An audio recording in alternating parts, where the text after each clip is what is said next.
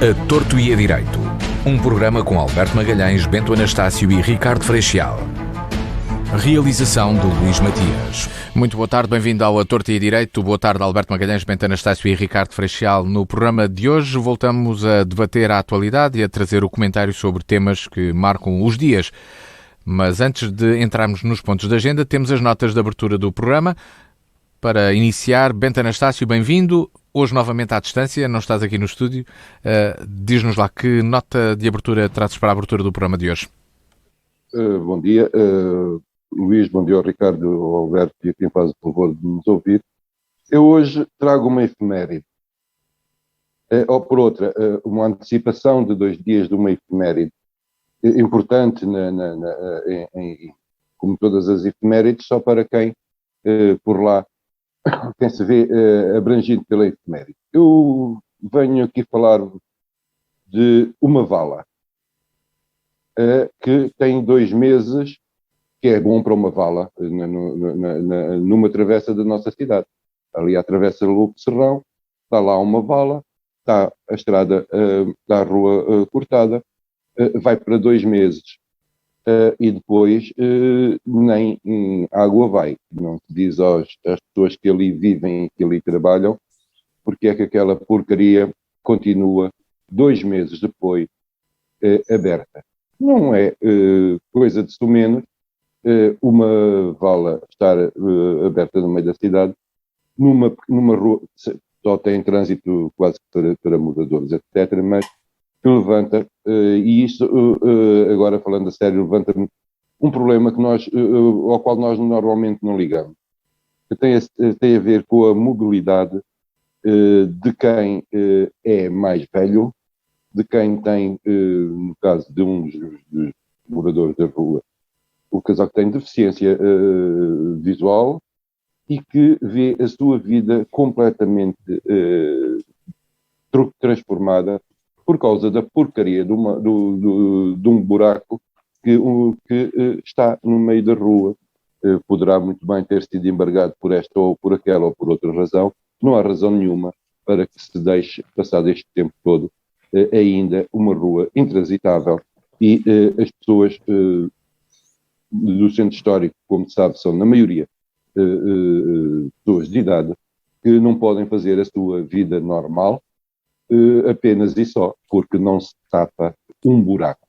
Acho que em que rua é, Bento? Em que rua é? Na travessa Lobo Serrão, já ali ao Largo Camões. Sim.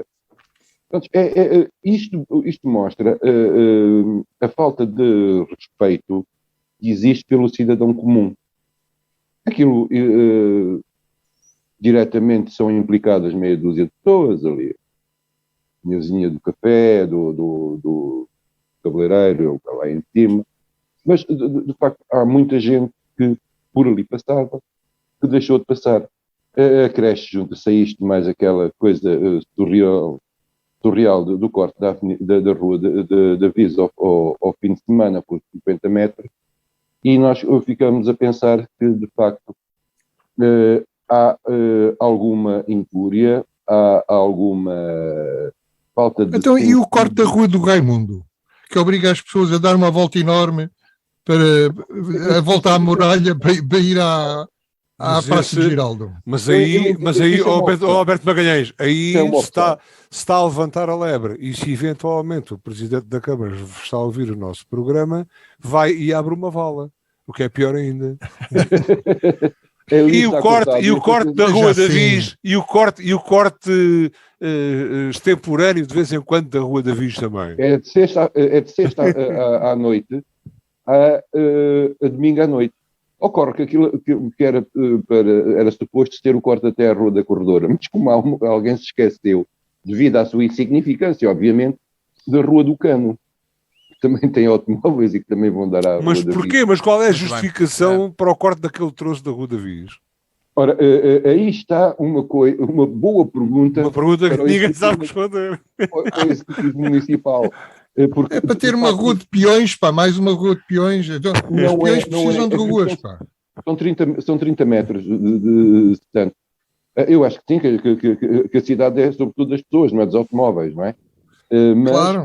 há algumas coisas que terão que ser repensadas. São pequenas coisas que causam muita inquietação às pessoas.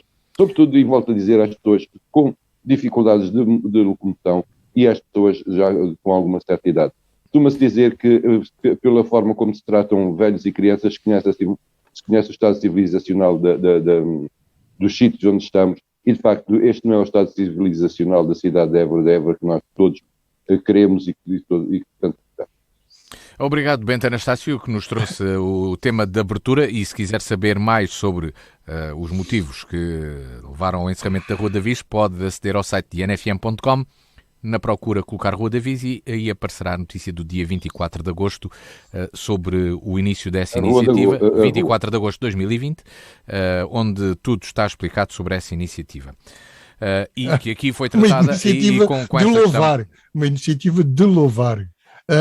Entramos no Alberto, é vez do agora perdi-me no alinhamento, agora sou eu, porque é o Ricardo, não é? Exatamente, Ricardo, bem-vindo, já aqui meteu a foice na seara do Bento Anastácio. Não, foi mais chega. Há de haver muita gente a ouvir-nos, sabes aonde, ao Luís Matias? Há de haver muita gente a ouvir-nos naquela fila de automóveis que vai das portas de Alconchel até às portas da Lagoa. Não, eventualmente nas filas. Ou então na eventualmente, outra, ou eventualmente, no Parque Industrial também. Ou eventualmente alguém que venha do lado de Beja para entrar em Évora também. E também não consegue também. Há muita fila. Até ali à rotunda das bicicletas. Há muita gente a ouvir-nos e parado nessas. A fila então que sejamos uma boa companhia, precisamente, e que os mantenhamos ligados com o interesse da nossa conversa. Nós também somos contra as filas. Ontem li um comentário giro no Facebook a propósito de alguém que refilava com as filas de automóveis aqui à volta das muralhas. Dizia ele: pois, vocês também, quando vão a Lisboa, também têm que aguentar com as filas. Mas é que a malta, Alexandre, que é Alexandre, não vai a Lisboa. Só vai a Lisboa de vez em quando, ao fim de semana. Só vai a Lisboa e gosta da placa que diz. Uma cidade com 50 mil habitantes, um concelho com 50 mil habitantes, uma cidade pequena que tem mais filas que sei lá o quê, é das piores cidades do país. Évora. Também fizeram como é que dizia o Bento, fizeram as ruas para as pessoas, não fizeram para os automóveis, e depois os automóveis não cabem, entopem tudo. Bem, vamos lá à nota de abertura do Ricardo. Isso comprova-se porque nos bairros não há filas, não é? Pois claro. Foram feitos para ter automóveis. A cidade há alguns bairros. Eu falo de... Sim, está bem, mas pronto, agora é a vez do Ricardo, não vamos nós... Exatamente. Nada, tudo bem.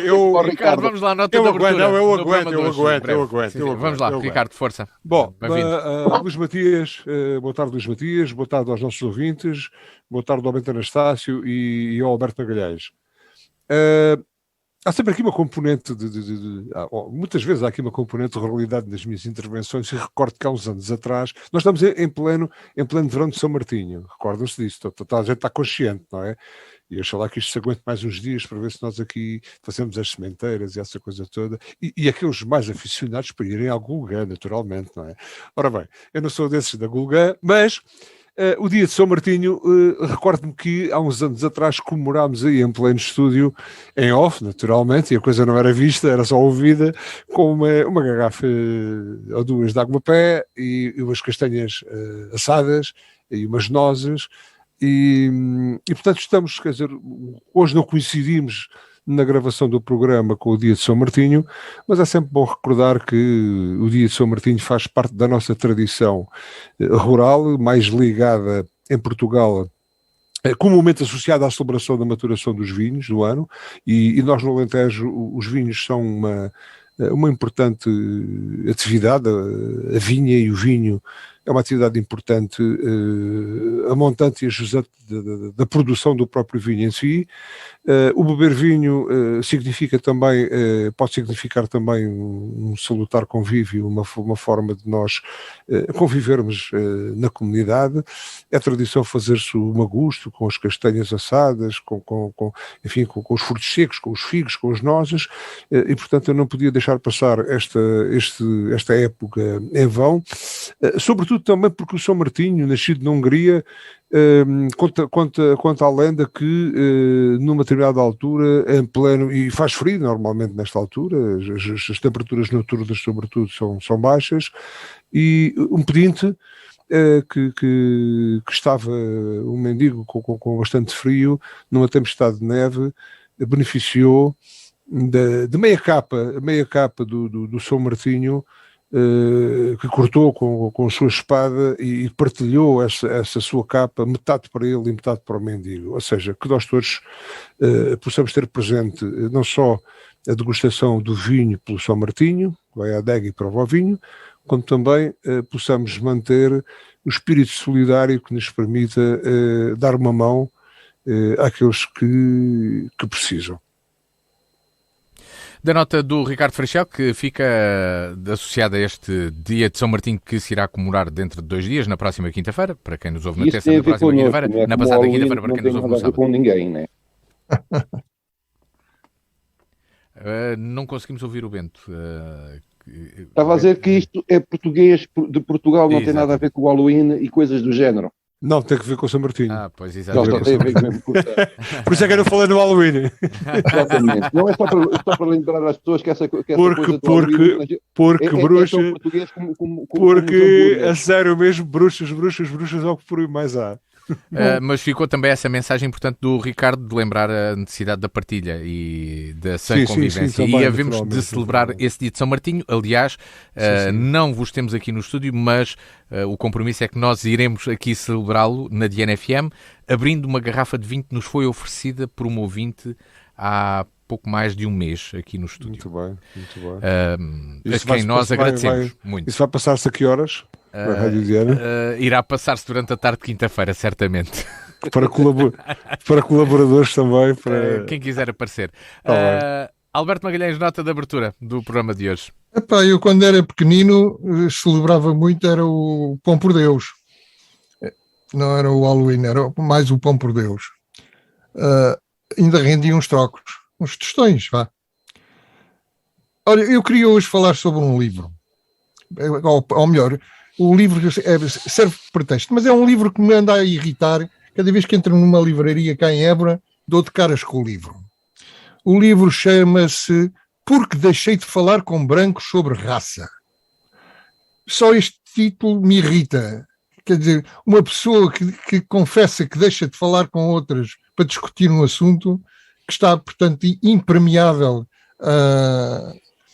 às opiniões contrárias, não me parece uma pessoa de bem. A senhora chama-se, a autora, Reni Eddo-Lodge, e tem um prefácio, o livro, um prefácio do nosso querido Mamadou Ba. E eu queria chamar a atenção disto, e já agora, aproveitando um artigo de ontem ou de hoje do Público, da Teresa de Sousa, que fala precisamente no assunto muito ligado a isto. Fala, sobretudo, da abada que os democratas americanos levaram no estado da Virgínia, o estado em que o presidente Biden ganhou por muitos, mas neste momento perderam o governador da Virgínia. Quem foi eleito foi um populista apoiante de Trump, embora, esperto, não falou de Trump durante a campanha, para não afastar os moderados. Ora, o candidato democrata perdeu as eleições perante protestos, e o momento em que ele perde as eleições é quando ele diz que os pais não devem interferir com o funcionamento das escolas. Isto a propósito de uns protestos de pais contra o ensino nas escolas da teoria crítica racial, alegadamente diz que os brancos são todos racistas e os negros todos vítimas de racismo. Ora, ao dizer isto, o candidato democrata cavou a sua sepultura eleitoral. Mas também quase que perderam, os democratas quase que perderam em Nova Jersey, onde o Biden também ganhou por muitos. Portanto, neste momento, parece que os progressistas, aqueles grupos identitários antirracistas e feministas radicais, etc., estão a dar cabo da vantagem que o presidente Biden conseguiu ganhar sobre o Partido Republicano. E reparem, por exemplo, em Seattle, a agência responsável pela educação, dominada por estes progressistas, decretou que a matemática ensinada nas escolas tinha sido criada para brancos e prejudicava os alunos de cor. Reparem bem na estupidez a que podem chegar certos universitários. Em São Francisco, uma escola decretou que, afinal, o Abraham Lincoln, aquele que acabou com a escravatura e até fez uma guerra civil para acabar com a escravatura, afinal era um supremacista, não passava de um supremacista, ou melhor, de um reles supremacista branco. E já querem também tirar-lhe as estátuas, etc. Isto é, os esquerdistas americanos perderam o juízo e os portugueses seguem-lhes as pisadas e talvez também se lixem. Fica a nota de abertura do Alberto Magalhães, uma nota internacional. O pior é se nos lixam a nós. O Bento diz que quer falar um bocadinho. Só um bocadinho, que eu não me costumo meter nestas coisas, que eu sou cumpro as regras, como quer dizer. Primeiro que tudo, como sabem, eu em relação ao Mamadou Ba, sou suspeito que é uma pessoa com quem tenho relações, e o Mamadou Ba é um gajo que é extremamente, ao contrário do que parece, ele é rigorosamente o contrário. Não é aquele preto grande com 2 metros e 60 e muitos quilos aos gritos. Mas é ao contrário do que possa parecer, é uma pessoa precisamente ao contrário daquilo. Uma pessoa simpática, dócil. Agora, isso não interessa ao Mamadou, interessa essa questão dos esquerdistas. Eu sou uma pessoa assumidamente da esquerda revolucionária, da esquerda radical, e não me revejo nessas parvoíces. Eu sei, Bento, eu sei. Politicamente correto. Essas parvoíces de negar a história é a coisa mais anticientífica, mais antimarxista do mundo. O mundo existe, e o vovô Marx explicou isso, porque foi criado o homem e a sociedade com determinadas características. Já o Engels explicou isso na origem da família, da propriedade, do Estado e por aí fora. Essas parvoíces são parvoíces da moda e do tempo, não são da esquerda, nem são da direita. São da esquerda, são. A direita tem outras parvoíces. Tem outras parvoíces. Claro. Essas das pessoas que se chamam, dessas novas áreas trotskistas da treta, que dão nisso. Mas, de facto, a esquerda revolucionária não se revê nesse tipo de parvoíce. Nós dividimos a sociedade e a humanidade apenas em 2 lados, ao lado do trabalho e o lado do capital, que é independente da raça, da cor, do credo, do que quer que seja. Portanto, parvoíces à parte. Pronto, fica a chega do Bento Anastácio. É a luta de classes no seu aspecto mais puro, na boca do Bento. Muito bem. Exatamente, fica claro.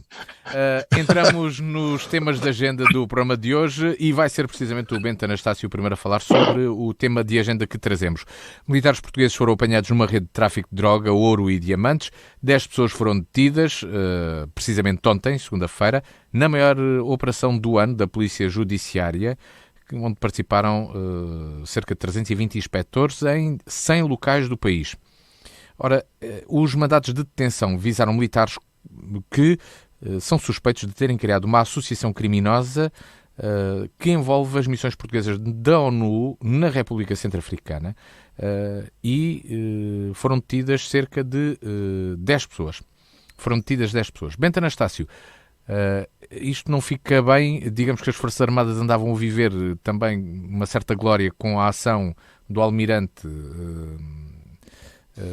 Gouveia e Mel na ação das vacinas e agora cai no melhor pano cai a nódoa, não é? Ou não? Que análise faz a esta notícia? Eu, quando vi isto, pensei, é mais um argumento de filme. Nós já vimos 300 filmes com este argumento de uns soldados que, entretanto, vão para um sítio qualquer e que, depois de lá estarem, juntam-se e se tornam numa associação criminosa. Já nos filmes sobre a Segunda Guerra Mundial, isto aparecia-nos à procura do ouro, etc. Bem, mas agora falando a sério, nós estamos num sítio em que o poder, a sociedade civil não tem poder nenhum, o poder não existe, o poder está na rua, a única estrutura organizada são os capacetes azuis. Ora, normalmente, nestes cenários militares e estes cenários criam oportunidade para este tipo de atividade. Nós estamos a falar num país em que se dá de 2 pontapés numa pedra e aparecem diamantes. Portanto, estão ali à mão de semear. Acresce que os transportes, etc., de militares não são muito fiscalizados. Nós temos o problema que temos... são muito nada, parece que não são nada. Não são nada. Mas há coisas... a história dos capacetes azuis naquela zona do planeta não tem sido brilhante. Eu arrisco a dizer que isto é do mal menor. Isto não tem nada a ver com as Forças Armadas Portuguesas. As Forças Armadas Portuguesas nem no seu aspecto internacional, nem no seu prestígio, nem em nada. É um grupo de bandidos armados no meio da selva que fazem isto. Eu não quero estar aqui a dizer que isto é de menos importância, mas comparado com o que tem havido, por exemplo, por parte do contingente francês, todo o problema, seja roubar uns diamantes e trazer um bocado de ouro escondido para não sei quantos aí, porque andar a violar mulheres por aí fora. Mas isto levanta-me um outro problema que tem a ver com a forma como os exércitos ocupantes, não que inclua os capacetes azuis nisso, mas que não, quando em países deste tipo, estão à rédea solta, sem rei nem roque, nem ninguém que os possa controlar, nem naquele país, só fora. Há depois uma outra questão em relação aos diamantes que me deixa mais preocupado, que tem a ver com a forma como na Bélgica e na Holanda se compram e vendem diamantes. A Antuérpia, por exemplo, é um mercado livre por onde toda a gente escoa, os que dizem com esse negócio escoam os diamantes, sobretudo os diamantes de sangue, servem para pagar guerras e para sustentar ditadores e para aniquilar populações, seja feito impunemente em plena Europa do século XXI. Isto passa-se na Bélgica e passa-se na Holanda com o maior despudor. Querem lá saber de onde é que vêm os diamantes e querem lá saber para onde é que vai o dinheiro. E isso é que é grave. É muito mais grave que haver uns tropas portugueses que, entretanto, trouxeram umas pedras, mais umas petitas e mais alguma droga à mistura. Eu não estou a querer desvalorizar esta questão, só estou a dizer que há coisas que a mim me deixam muito mais preocupado. É exato, o negócio dos diamantes sempre foi um negócio sujo, foi um negócio que serviu para sustentar a maior parte dos senhores da guerra em África, serviu para pagar durante anos uma guerra fratricida em Angola, que era pago tanto pelos diamantes clandestinos retirados pela UNITA, o dinheiro lavado pelo Banif e depois por aí fora. O problema estrutural está aí. Nós não podemos a tirar areia para os olhos das pessoas, dizer que há uns bandidos de uns tropas que traficam no diamante. São apenas um intermediário entre um e outro ponto. O que me deixa a mim chocado é... Não me digas que era só a UNITA, desculpa interromper, era só a UNITA que roubava diamantes. Eu disse os dois. Os Estava dois. Distraído, Alberto. Estava distraído. Sabes que nestas coisas eu não... Eu só ouvi UNITA. Não ouvi MPLA. Alberto Magalhães, esse foi o caso mais mediático, não é? Mas vamos deixar o Bento terminar para passar a palavra precisamente ao Ricardo Faxial. Bento, para concluir então. Alberto, quando toca a violação... Não, eu não ouvi mesmo. Não ouvi mesmo. Eu não tenho lado. O meu lado é sempre de quem morre. Portanto, certo. São bandidos, são uns como outros. Não agora, duvido. uns fazem sobre a cobertura do Estado, outros fazem para o outro lado. E acho que a Europa tem que, de uma vez por todas, ver de onde é que vêm algumas das suas riquezas que passam por baixo da mesa. O Estado, a Bélgica e a Holanda têm que, de uma vez por todas, deixarem de ser receptadores de tudo quanto é diamante porco do mundo. Ricardo Freixal, que análise e comentário merece esta notícia e esta operação da Polícia Judiciária que levou à detenção de 10 militares. Um deles era até um guarda provisório na GNR, estava em formação em Porto Alegre. Ainda não era efetivo. Era provisório. Estava só a treinar ainda. Era provisório. O agente da PSP já era. Bom, isso sabe só provisório o que fará quando chegasse a definitivo, não é? Ora bem, bom, quase em termos de comentário de caserna, quase como lá. Bom, a ONU sempre serve para alguma coisa, não é? Ou seja, estas missões têm o lado bom de manutenção da paz e da ordem pública nos vários territórios em crise, mas depois também dá aso, de facto, e isto é da história, o Bento já retratou aqui bem, é da história, que dá aso a este tipo de situações. Era natural que isto não prestigia nada as nossas Forças Armadas, e depois não é o caso de dois ou três elementos. Isto é transversal, é mais de uma centena de pessoas com mandatos de busca, 95 domiciliárias e 5 não domiciliárias, e o negócio, quer dizer, eu recordo-me que no meu tempo de miúdo, os primeiros óculos Ray-Ban que tive foram trazidos por um colega que tinha uma ligação aos pilotos da então Força Aérea, da TAP, não sei o quê, e mais uns casacos de cabedal giros dos pilotos e tal. Eram coisas banais, não é? A coisa agora é chia mais fino, mete diamantes, mete droga, mete armas, mete muito dinheiro envolvido, mete investimentos depois de branqueamento de capitais, mete criptomoedas, mete terceiros implicados porque recebem metade, ou seja, é já completa e é uma associação criminosa. É de lamentar. E é de lamentar. Pasme-me que eu não sei se este timing seria necessário para levar a bom termo as investigações ou não, mas parece que esta questão era conhecida no seio das Forças Armadas desde 2019.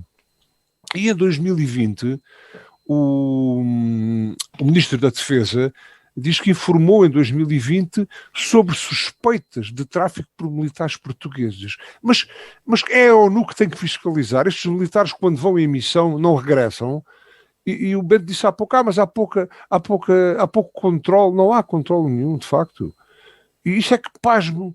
Quer dizer, com todo o respeito pelo desempenho dos militares em cenário de guerra, ou de para-guerra, ou de dificuldade de ordem pública mantida, por Deus, quer dizer, não pode entrar e sair, porque de facto isso foi uma porta de entrada. Resta saber, porque isto poderá eventualmente ser qualquer coisa que está relacionado, parece que altas chefias não estão para já envolvidas na questão, mas há aqui uma pasmaceira quase que inacreditável, inaceitável inacreditável e que não se justifica, e não é falta de competência, com certeza. Toda a gente, o cidadão mais vulgar, mais anónimo, sabe que terá que haver, esta seria uma porta de entrada. Eu em casa não passava isso para a cabeça, mas os altos comandos têm que estar atentos a isto. Oxalá que isto não tenha a repercussão e não passe para além, e já não é pouco, destes 100 indivíduos, baixas, não são patentes, não são altas patentes, mas oxalá que isto não tenha que ver, que isto não sejam apenas o peixe miúdo de uma outra coisa que terá a complacência de altos comandos. Quer dizer, porque eu não estou aqui a suspeitar ou a lançar suspeições nenhumas, mas de facto custa-me a acreditar, porque isto não parece não ser só incompetência, parece-me que haverá aqui, oxalá que não exista mais nada, mas parece-me que pode eventualmente existir aqui outra coisa, ou seja, esta rapaziada foram aqueles que eram os ativos, os pombos correios desta coisa toda. Mas o dono do Pombala, os responsáveis pelo Pombala, têm que ser chamados a contas porque, ou pela sua incompetência, ou pela sua aparente incompetência. Alberto Magalhães, partilhas desta visão do Ricardo, que é necessário olhar mais para cima na hierarquia militar para ver se não existem ramificações noutros pontos das Forças Armadas, neste caso? À partida não tenho dados nenhuns que me levem a dizer isso. Eu vejo a coisa assim, deve haver uns traficantes de diamantes lá na República Centro-Africana, que não são portugueses, deve haver em Antuérpia recetadoras, deve haver, se calhar, gangues, algum gangue aqui em Portugal, e depois os militares dos comandos serviam de pombos correios, como dizia o Ricardo. Eu devo dizer-te, aliás, que me parece que esta operação Miríade, não é, como se chama, parece empolar um caso demasiado. Por exemplo, o Ricardo fala em 100 pessoas. Ora, o que houve foi 100 mandatos de busca. Eu disse, portanto, 100 lugares, não foram 100 pessoas. Mas reparem como isto começa. Há um grupo de comandos que esteve na República Centro-Africana entre março e setembro, portanto, 6 meses, setembro de 2019. Nesse mês de setembro foram substituídos por um batalhão de paraquedistas. E o comandante desse batalhão de paraquedistas foi informado por uma fonte local, que a gente não sabe quem foi, que terá denunciado, essa fonte terá denunciado um esquema de tráfico de diamantes. Nessa altura a fonte falou só em diamantes, e onde 2 dos comandos que lá tinham estado 6 meses estariam implicados. Curiosamente, esses 2 comandos são aqueles que foram presos, um da PSP e outro da GNR. Curiosamente. Portanto, 2 pessoas implicadas no transporte de diamantes. O caso foi comunicado, o caso não demorou muito. Por acaso, até neste caso, desculpem as repetições, a coisa até andou relativamente rápido, porque o comandante Vítor Gomes, que era o comandante paraquedista, comunicou imediatamente ao Estado-Maior das Forças Armadas, General das Forças Armadas, que passou imediatamente o caso à PJ Militar, que comunicou o caso ao Ministério Público, que pôs a PJ Civil a investigar, e a PJ Civil investigou num ano. E depois o juiz Carlos Alexandre encarregou-se de fazer 100 flores desabrocharem em mandatos de busca. Mas, curiosamente. Espera lá, deixa-me lá acabar, senão eu interno-me na história. Além dos diamantes, parece que havia depois transporte de ouro e de alguma droga que a gente não sabe que droga é. Eu irrita-me sempre quando falam em droga, porque droga há desde o álcool etílico, há desde o álcool etílico ao tabaco, passando pelo cânhamo, o canabinol e chegando à heroína. E quando se diz droga, a gente fica sem saber que droga. Provavelmente era um haxichezito ou uma maconhazita que vinha no avião. Devia ser erva dali é boa. Bom, dizia eu, portanto, que isto me parece uma coisa um bocado empolada, quer dizer, então eram 2 gajos que durante 6 meses transportaram uns diamantes para cá, talvez algum ouro, alguma maconha ou coisa assim, e e de repente 100 mandatos de busca, Alberto 1,5 milhão.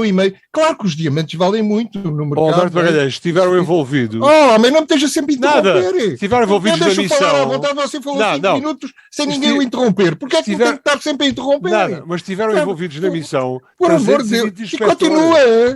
320 inspectores. Você não vê que se eu o deixo interromper sem o castigar, falando por cima de si, você habitua-se a interromper-me.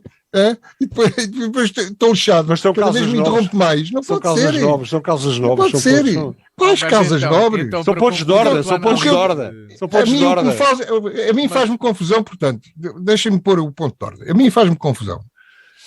Esta informação desta fonte local, onde dizia que havia 2 comandos implicados, ter-se transformado numa coisa gigantesca, não é? Com milhões e tal. Em 6 meses a coisa deu-se assim, dessa maneira. Há aqui uma história mal contada. Depois há outras coisas que me fazem confusão, devo dizer. O Ministro da Defesa diz que informou a ONU, de facto as tropas eram da ONU, logo no início de 2020. Mas, quando ele foi informado. Mas então porquê é que o Presidente da República, que é o Comandante Supremo das Forças Armadas, só soube ontem? Só soube ontem, diz o Marcelo Rebelo de Sousa, que só foi informado ontem. Isto é incompreensível. Depois, também me cheira um bocado mal, porque já vi numa televisão e já vi num jornal a seguinte frase: membros da elite do Exército. Membros da elite do Exército. Estão a falar de a elite do Exército, quer dizer comandos? Ou quer dizer altas esferas do Exército? Isto é uma frase manhosa, não é? O que é que querem dizer com isto, quando dizem que estariam implicados membros da elite do Exército? Eu não consigo perceber. A única coisa que eu sei é que estão implicados soldados e ex-soldados dos comandos. Isto é a elite do Exército? Estranho. A outra coisa que me causa confusão, é que já foi aqui mencionada pelo Ricardo, de facto, é que então as tropas vêm do estrangeiro, sítios onde há ouro e diamantes aos pontapés, como diz o Bento, e os aviões nunca são inspecionados. A bagagem dos soldados não é inspecionada, como se faz nas fronteiras. Isto é absolutamente esquisito. E lá está, como dizia a minha avó, a ocasião faz o ladrão. A pessoa não resiste. Se for fraca de espírito, não resiste. Não há fronteira. Pode-se fazer contrabando. Faz. Muito bem, fica a análise este tema. Só o Luís Matias, só aqui uma... Agora deixa lá, o Luís Matias, deixa lá eu agora dizer o que é que eu queria dizer. Não, eu não quero. O tema do Bento Anastácio hoje. Não, eu não queria de forma nenhuma. Não queria de forma nenhuma aqui empolar a questão, nem especular acerca do assunto. Mas empolou, mas de facto, especulou. Não especulei, pois não. É que as minhas fontes... Já vão nos generais, não? As minhas fontes, não sei se irão. As minhas fontes de informação dizem que estiveram envolvidos na investigação cerca de 320 inspectores, o que... Sim, mas por isso é que eu digo que isto é um exagero, digo eu. E é que os inspectores andaram a brincar às investigações com não sei, 320. Bom, a PJ queixa-se que não tem pessoal e depois apresenta para cada caso mediático 300 inspectores de uma vez num só dia. Quer dizer... E depois continuamos aqui com a mesma coisa. Quer dizer, o Ministro da Defesa, de facto, o Estado-Maior-General das Forças Armadas terá tido conhecimento de tudo isto em 2019. Em 2019, acho que foi em dezembro. Agora dezembro de 2019. Alberto Magalhães. Agora, dezembro de 2019, você está a empolar. Estamos em dezembro. Agora quero que eles não se atrasaram. Agora sou eu que estou a ser interrompido, Alberto Magalhães. Pois claro que é. Agora é o castigo. Entre dezembro de 2019 e dezembro de 2021, entre dezembro, Luís Matias, entre dezembro de 2019 e dezembro de 2021 vão 2 anos. E, no entretanto, em 2020, o Ministro da Defesa terá informado sobre suspeitas de tráfico por militares portugueses à ONU. E cá, se calhar, não, pelo facto de suspeitar, não apertou a vigilância e o controle. É de lamentar, quer dizer, e é incompreensível, não entendo muito bem. Oxalá que fique tudo por aqui, mas a operação não é assim tão leve, tão suave quanto o Alberto Magalhães diz. Vamos a ver. Muito bem. Deste tema que marca a atualidade da semana, a atualidade da semana, passamos para um outro que nos traz o Bento Anastácio e relacionado com a política nacional. O Primeiro-Ministro deu uma entrevista na televisão e o Bento Anastácio quer dizer algo sobre ela. Ora, que leitura fazes da entrevista dada na passada segunda-feira, por António Costa, sendo que dessa entrevista na televisão voltaram a surgir muito as questões da estabilidade e do encontrar soluções políticas estáveis nas eleições de janeiro? É assim, como os nossos ouvintes sabem, cada um de nós traz um tema. Antes trazíamos dois, mas que isto não é gente que nunca mais se cala e que fala uns em cima dos outros. Para que a coisa funcionasse, passamos a ter só um tema. Não falam uns em cima dos outros, as vozes é que se sobrepõem. Vamos lá ver, as vozes é que se sobrepõem. Exatamente. Sabe, coisa, vai daí, estava anunciada, e nós temos que, por questões, não é mais nada, é porque dizemos na véspera à malta qual é o tema que trazemos. E eu vi que havia uma entrevista do Primeiro-Ministro e pensei que fazia sentido nós aqui falarmos na entrevista do Primeiro-Ministro. Ocorre que não houve entrevista do Primeiro-Ministro e é isso que me chateia. Neste momento, não me chateava antes de quando escolhi o tema, chateia-me agora. Porque o que houve foi um tempo de antena do Partido Socialista feito na residência oficial do Primeiro-Ministro. E nós temos que começar a ter a democracia é feita de formalismo. E uma coisa é o António Costa dizer o que quiser e bem lhe apetecer em casa dele, na rua, na sede do PS, whatever. Agora, a residência oficial do Primeiro-Ministro é para ter entrevistas do Primeiro-Ministro que fala enquanto Primeiro-Ministro. Ocorre que esta entrevista ao secretário-geral do PS foi feita na televisão pública em horário nobre. Eu sou defensor da televisão pública, sou defensor de uma quantidade de coisas públicas, como as pessoas sabem, mas chateia-me ver transformar a televisão pública do Estado, a televisão pública nossa, aquela que nós pagamos todos os meses na nossa fatura de luz, mais nos nossos impostos, servir para, de uma forma completamente escandalosa, que um jornalista se prestou a uma coisa completamente atroz, que é transformar o horário público da rádio e televisão nobre em uma ação de campanha. Eu não tenho nada contra ações de campanha, cada um faz as ações de campanha que quiser e bem apetecer. Foi por isso que foi feito o 25 de Abril, foi para se fazerem campanhas. Mas não foi para se usar o aparelho de Estado, não foi para se usar os meios de comunicação social do Estado que ele foi feito. E a utilização escandalosa, como foi ontem feita por parte de António Costa, é de bradar ao céu. O senhor, obviamente, que passou a vítima, é logo coitadinho, foi fartou de trabalhar e de tentar tudo e mais alguma coisa, para que as coisas corressem bem, e depois os bandidos dos outros é que o atiraram ao chão. Quando se vê ali que é absolutamente propositado, ou pior, diremos, é premeditado a queda do governo e por parte do Partido Socialista, a quem dá jeito ir a eleições. E depois disto, o Costa, que é um habilidoso, ontem parecia a Madre Teresa de Calcutá.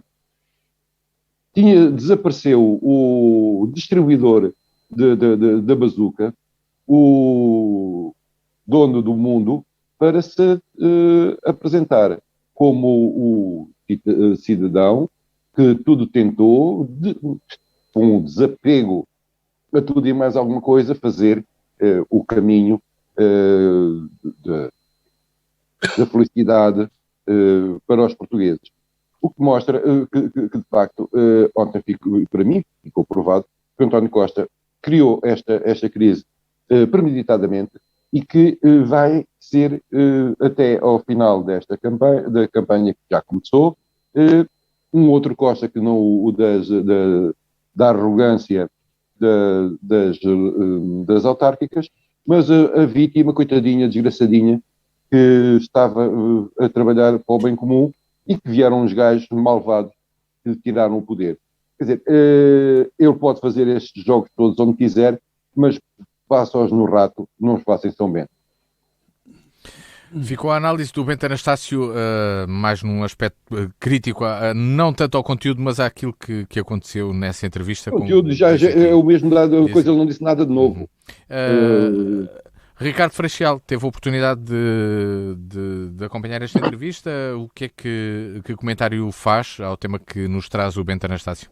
Obviamente que acompanhei, quanto mais não fora, fiz algum esforço para acompanhar, mas acompanhei. Bom, mas ainda só mais chega relativamente ao último ponto, é que a falta de controle neste tipo de situação relacionado com as Forças Armadas que prestam serviço na ONU contrasta de uma forma tremenda com o controle feito nas nossas rotundas e nas nossas pracetas, e ai daquele que leve numa carrinha que serve para o seu trabalho um parafuso ou uma porca que não estejam devidamente identificados, porque a GNR fiscal cai-se-lhe em cima como gato a bofe, como se costuma dizer. E, portanto, não há aqui para... Uma nota ainda relacionada com o tema anterior. O Ricardo ainda... Portanto, o Ricardo está completamente indisciplinado. Não estou nada. Cada vez mais indisciplinado. Eu sou naturalmente. Tenho uma ponta. Nunca deixarei de ter uma ponta vadia.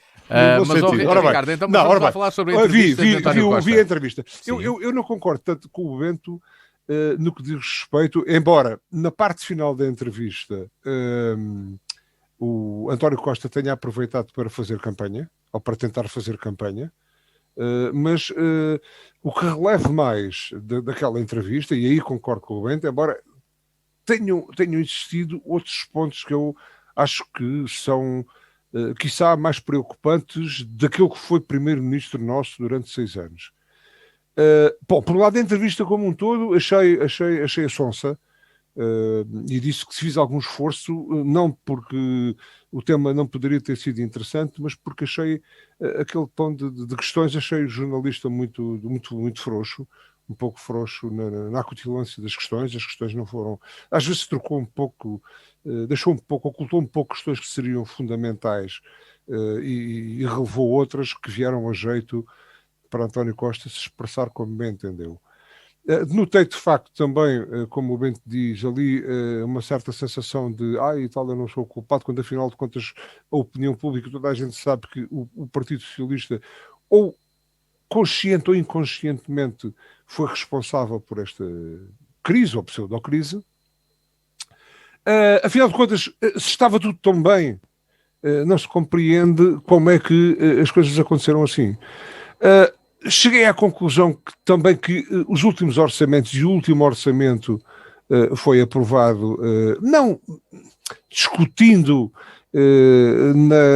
na generalidade e na especialidade os grandes pilares fundamentais do orçamento, mas sim por concessões à esquerda, na tal que suportaram criaram e suportaram a tal geringonça, e que vão muito para além da questão fundamental, que é o traçar de estratégia económica para o ano seguinte. E, portanto, isso é secundário. Aliás, António Costa disse, eu estive até ao último minuto a negociar. Quem esteve até ao último minuto para resolver foi o Benfica com o Vizela. O orçamento não se pode tratar assim. Portanto, eventualmente, há concertação social, há representantes dos trabalhadores, há representantes das entidades patronais, empresariais, e ao governo e às outras forças partidárias, o orçamento terá que ser qualquer coisa elaborada com contributo comum de toda a gente. Não é realizar-se o orçamento e depois pôr-se à aprovação e andarmos aqui com concessões. E, portanto, isto atira-nos para um pensar de que, de facto, os assuntos essenciais são trocados por questões de natureza estratégica, em termos de agendas pessoais e partidárias, e que têm muito que ver, muitas vezes, com o interesse do país. Quanto ao cenário futuro, o senhor disse, bom, vamos ter eleições, e eu estou aberto a tudo. Faz-me lembrar aqui no Alentejo aquela história do patrão que tinha uma namorada lá no monte e que lhe perguntava, Maria, gostas de fazer amor comigo? E a Maria dizia, gosto sim, patrão, eu gosto de fazer amor com todos. Portanto, António Costa está aqui, de facto, aberto a tudo, naquilo que é a essência daquilo que será importante para a economia portuguesa e para a comunidade e para o Estado português, mas muito mais em função da sua agenda política. Enfim, não foi muito pretencioso e muito atrevido no que diz respeito ao querer uma maioria absoluta, não falou nisso ainda, mas, enfim, vai pensar que vai ser mais votada à mesma e que vai estabelecer-se, se as forças que com ele constituíram a geringonça entenderem, está aberta para continuarmos no mesmo pseudo-acordo partidário que se revelou fatal, porque quer queiramos, quer não, a condição de vida dos portugueses não melhorou, piorou. Eu não sei se as contas públicas melhoraram ou não, duvido um pouco disso, mas há uma série de questões que nos foram também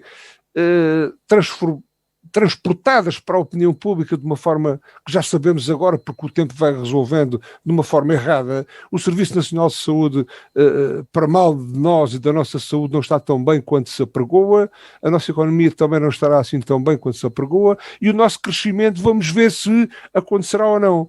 Depois, aquele fantasma de que, temos o PRR para resolver, e nesta altura da crise, o ministro, antes da entrevista do primeiro-ministro, o ministro das Finanças, Leão, não é? Chama-se João Leão, disse que, de facto, os acordos e as negociações com a União Europeia relativamente ao PRR estavam a caminhar, independentemente da eventual governação temporária em duodécimos. E, portanto, conforme nós aqui dissemos, as discípulos, será que esta crise, esta pseudo-crise ou haver eleições impedem que continuem a existir negociações ou que o país esteja desgovernado?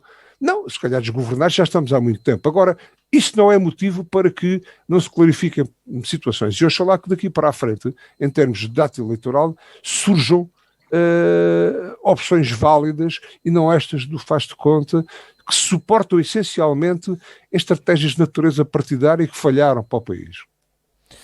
Obrigado, Ricardo. Alberto Magalhães, para concluirmos então este assunto, que comentário fazes à entrevista do Primeiro-Ministro na televisão, realizada na passada segunda-feira?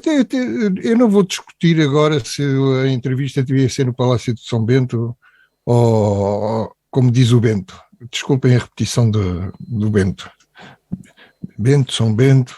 Não sei se foi por causa disso que o Bento não gostou de que a entrevista fosse em São Bento. Já que o nome dele está implicado. Pensaram que era na casa do Bento, não?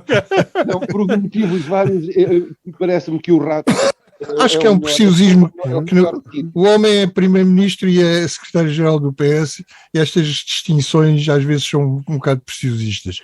Mas a entrevista do primeiro-ministro... Em relação, em termos gerais, a entrevista pareceu-me fraca do ponto de vista do entrevistador, não é? O que também, lá está, aí concordo um bocado com o Bento, quer dizer, a RTP é do Estado, é como se estivesse a entrevistar o patrão, vá.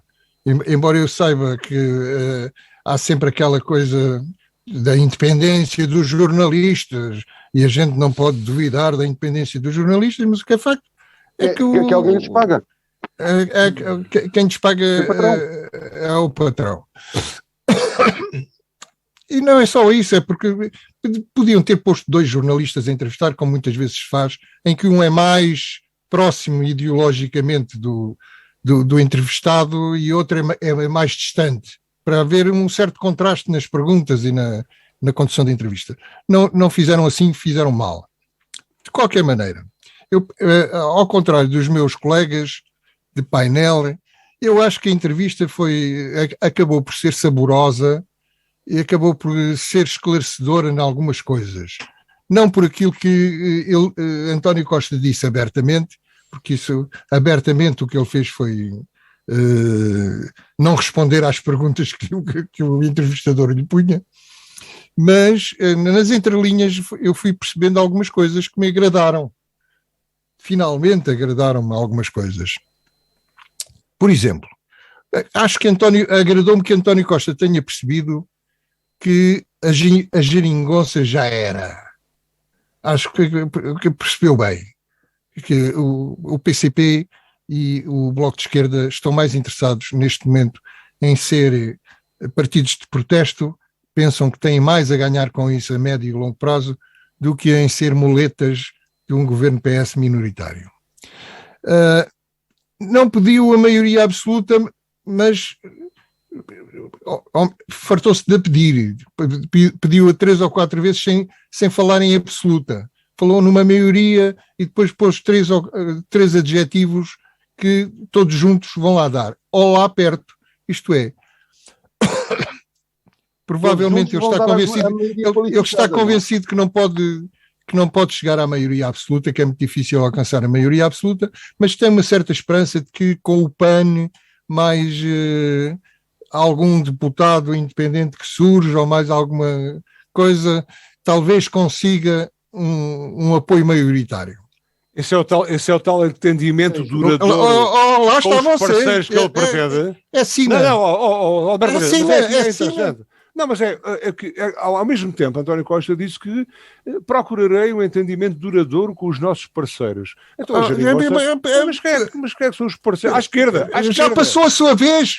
Já passou a sua vez, Ricardo. Já passou a sua vez, Ricardo. Agora estava eu a falar. Tem de ser o Alberto e para concluir o assunto. Pois é. Estava eu a dizer então que António Costa percebeu algumas coisas, entre as quais percebeu que não pode continuar a dizer que não faz acordos com o PSD. Eu ouvi-o dizer isto. Estejam descansados, que eu dou razão ao Manel Alegre. É preciso olhar para a esquerda e para a direita, para não corrermos o risco de sermos atropelados. Ele disse isto não com estas palavras, claro, até porque ele não pode falar claramente, porque se arrisca a perder votos à esquerda, não é? A esquerda que quer um entendimento do PS com o Bloco de Esquerda e com o PCP, se ele disser que também pode fazer um entendimento com o PSD, muito provavelmente votos dessa esquerda que vota PS vai passar para outros partidos de esquerda. Portanto, ele tem que ser enigmático, não pode ser claro, mas ele percebeu que o Manel Alegre tem razão e que ele cometeu um erro crasso quando disse que não podia não precisava dos votos do PSD, nem queria os votos do PSD para nada, porque se ele não tivesse dito isso, provavelmente o Rui Rio tinha-se abstido, tinha feito o PSD abster-se e o governo ainda lá estaria em plenitude de funções e a Assembleia continuaria a legislatura. Não acredito nesta tese de que o António Costa cria eleições agora. O António Costa cria eleições agora antes das eleições autárquicas. Depois das eleições autárquicas, onde perdeu Lisboa, Coimbra e várias outras câmaras, foram 12, e em que o PSD ganhou um elan diferente por causa da vitória em Lisboa, o António Costa deixou de querer eleições tão cedo, por isso é que se esforçou até à última hora para tentar um entendimento com a esquerda, visto que com o PSD não podia tentar entendimento nenhum. Portanto, eu acho que a entrevista, ao contrário do que os meus amigos dizem, António Costa disse alguma coisa de novo, e disse o que é que disse de novo? Que quer uma maioria absoluta, mas que, se não puder ser, tem que olhar para a direita e para a esquerda, não pode olhar só para a esquerda. Para mim, foi bom. Muito bem, e assim chegamos ao final do Torto e Direito, assunto encerrado pelo Alberto Magalhães, neste tema que nos trouxe o Bento Anastácio. Obrigado, Bento, Ricardo e Alberto. De hoje a uma semana voltamos a encontrar-nos consigo aqui na Ricardo, hoje estivemos aqui em picadelas, como é que o Rio é que gosta de dizer? Quando se é picado... Os touros é que são picados. Os touros é que são picados. Isso é a linguagem tauromáquica, não calha bem. Estivemos aqui, estamos aqui no Rio é tauromáquico. Nós é que estamos aqui. O picar são os touros é que se picam. Nós aqui debatemos de ideias e tratamos ideias e mas aqui quando nos interrompemos não é de ideias que se trata. Não, às vezes são pertinentes, às vezes são... Força. É pertinente às vezes. É pertinente às vezes fazer-se uma determinada pausa para, enfim, para mostrar também outra forma de pensar. Sim. Pausa temos nós de fazer agora. Se eu não estivesse vacinado contra as suas pausas, que são pausas enormes, que se tornam um discurso. Terminamos o programa de hoje. Voltamos de hoje uma semana aqui à DNFM às 18 horas, terça-feira e também de sábado. Pode ver e ouvir-nos quando quiser em www.dnfm.com. Tenha a continuação de um bom resto de tarde. A Torto e a Direito. Um programa com Alberto Magalhães, Bento Anastácio e Ricardo Freixial. Realização de Luís Matias.